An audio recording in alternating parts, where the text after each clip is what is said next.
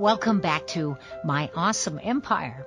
With Hollywood and Burbank just a hop down the 10 freeway, it's no wonder the Inland Empire has exported some of America's great actors. Folks like Gene Hackman of San Bernardino and Riverside's Kelly Martin of the ER and Army Wives television programs. But one respected actor believes we could be teaching and inspiring many more in the future. That's why Jordan Lund has started the Inland Empire's first film acting classes. Now, Jordan would know such things.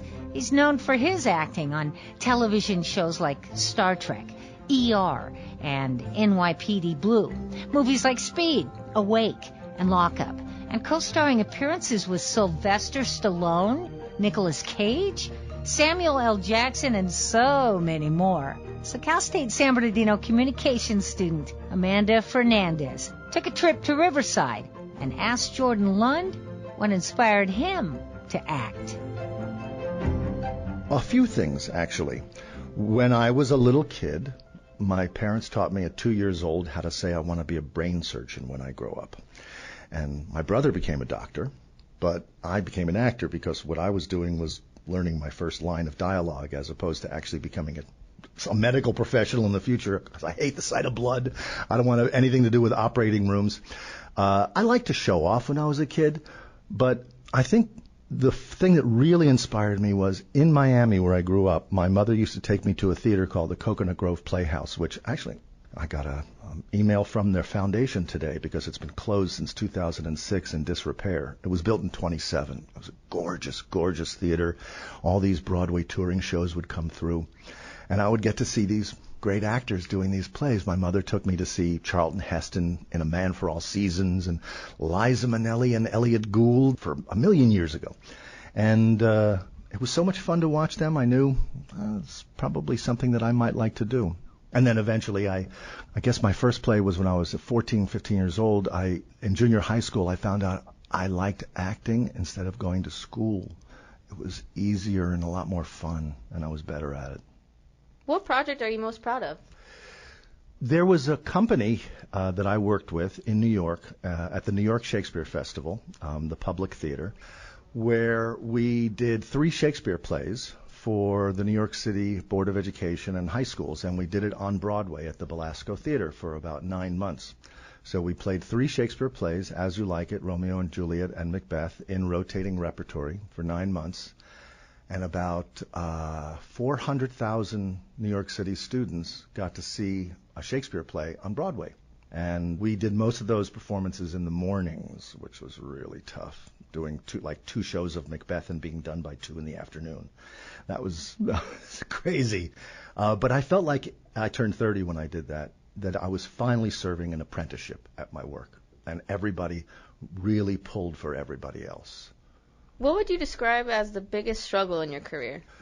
Well, struggling for actors, that's sort of a regular thing. I've never felt like it was struggling, even though life has been tough at many occasions. When I was in New York, first starting out, working as a waiter and a bartender, back then it was easier to get those jobs. So I'd work as a bartender, get a job in a play that would pay me nothing and have to take some time off, and the boss would say, no, sorry, so I'd have to quit and then get a new job. And that's the way it worked back then. Struggling then when you're early on in your career, just trying to get established, I just figured that that's part of it.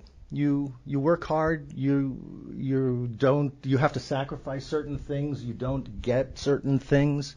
Some people are lucky and lightning strikes and they get, big money and big stardom. But for the most of the rest of us, we just want to work. And as you get through your career, your struggle changes. I'm 59 now. I've been acting since I was 14 years old. The struggle in college was about the competition. The struggle at the beginning of my career was about just trying to break in. When I started working in movies and television, it was competing with the people who were at a certain level, then trying to break through at another place. Now I'm at an age where there's so many young actors in the business, and right now the culture is asking for such young and beautiful people to be on screen that there are fewer roles for people my age. That's why I teach more, because of that. What really makes a great actor? I guess you have to sort of say what makes great acting. not just what makes a great actor. What makes great acting should be a thing where we are able to tell someone's story, a life story, for a reason. The playwrights have a theme, have a reason. They want to tell their story because there's something about society or about people that they want to illuminate. And the actor has to be willing to let the story be told through them. You must use yourself, your own opinions, your own attitudes, your own fears, your own likes and dislikes. Whatever gets under your skin as a human being, as an actor, has to be utilized by the character, the role. It's not really a character because it's always you as the actor. Because if you think you're going to be somebody else, actually be somebody else, that's when we lock you up because you're nuts. Because you're always going to have to be you. So someone who's a great actor and doing great acting is someone who is willing to show the side of themselves that they're not proud of.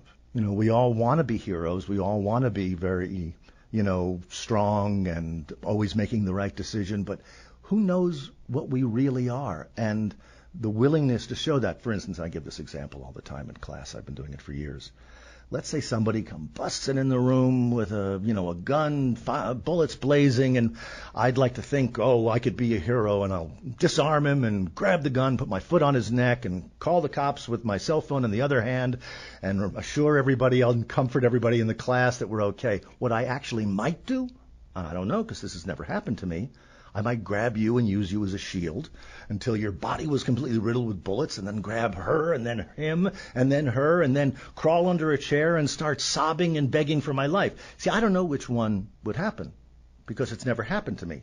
I have to use my imagination in either case. But if I'm not willing to show the side of myself that I'm not proud of, the side that people would not like, then how could I be a real human being? How could the character, the role, be someone that someone in the audience can sit there and say, I recognize that. That's like my life. That tells me something about my own story. Sometimes it's there, but for the grace of God go I. Sometimes it's, wow, how lucky they are. But I recognize that. But something to touch the audience. And the actor who's willing to not care what people think about them, not care about their image, that's the actor who's the best actor. That's the best acting. If you just joined us, you're listening to My Awesome Empire. I'm Amanda Fernandez, and we're speaking with Jordan Lund, an accomplished movie, television, and Broadway actor who has just opened a film acting school in Riverside. So, what brought you to the Inland Empire? My wife and I met in Los Angeles. We've been married for 23 years, and she worked in television and news and public affairs and documentaries. She was a programming executive for PBS. She produced documentaries in Washington, D.C., and after 20 years, she won 2 Emmy Awards for a show called POV that was on PBS, and realized she did not belong in that world. She always sort of wanted to be in a world with scholars and wanted to study more. We're both Jewish, and her mother was a survivor of Auschwitz. And so she started taking Judaic studies classes. This was when we were living in New York in the mid-'90s. And she eventually graduated with a master's degree and ended up deciding, you know what, I'm going to become a rabbi. And so her first job, her first pulpit that she worked was up in Oakland. And then we moved back down to L.A., and she was offered a job here in Riverside at Temple Beth El, which is on the corner of Central and Victoria.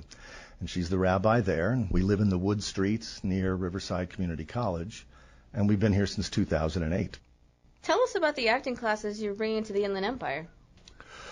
Well, like I said, I've been here since 2008, and my whole professional life has been in Los Angeles or New York. In 2011, I went back to New York to do Shakespeare in the Park again. But I haven't had a chance to do anything professionally with my work as an actor or an acting teacher here in Riverside. There are some real enthusiastic, fun groups here in town. The theater groups, unfortunately, they're not members of the union, Actors Equity Association, and I am, so I can't do plays in those theaters. I have directed a couple of things locally, but I still didn't do anything on a regular basis. The fellow that I was teaching for in Los Angeles for almost 20 years decided to retire and closed his school. And so I thought, well, here's an opportunity to stop driving 150 miles round trip to teach a 3-hour class and maybe open something up here in Riverside. Nobody teaches on camera or film acting here. It just doesn't exist. And it's something that I love doing, and it's really great to be able to drive 3 miles round trip instead of 150. And I've been getting a really nice response. There have been a lot of good people who've been getting in touch with me, filling up classes, moving forward. What is the most difficult thing you need to teach your students? Lee Strasberg, who was one of the people who used to run the Actors Studio, very famous method acting, which has been popular in America for 70 years. He was the sort of the father of that. And Stanislavski, who was the teacher in Russia, who inspired all of this great method acting, they both said that relaxation is the foundation for our work as an actor. So if I could be in a situation that's high stress, where things are overwhelming me, where I'm out of control physically, I mean, like, you have those moments in your life where things happen to you, and as soon as you're done with that moment, your hands are shaky, your breath is a little ragged, you can't really control yourself. To get into that place as an actor, you can't be self-conscious. So I stress, it's like I preach relaxation, and I teach people how to do it. There are certain relaxation exercises that are done and to energize yourself as well as relax, so that you're present, available. It's easy. I mean, it's the hardest thing in the world to be so present and make it feel so easy, but the more you practice it, the easier it gets, and the relaxation becomes the central part of what you do, so you can just simply create.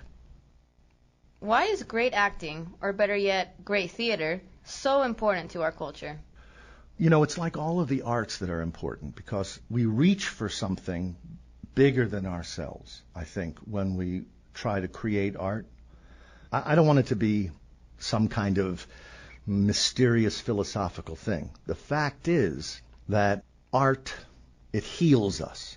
It helps to tell stories about people, very simply.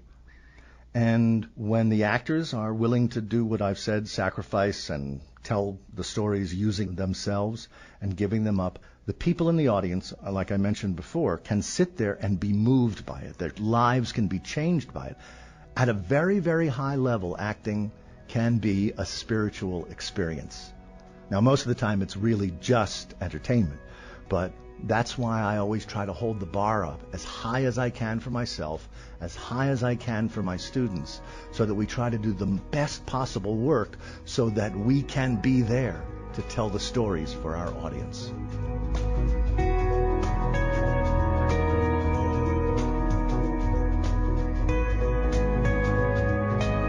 That is Jordan Lund of the Riverside Film Acting Classes.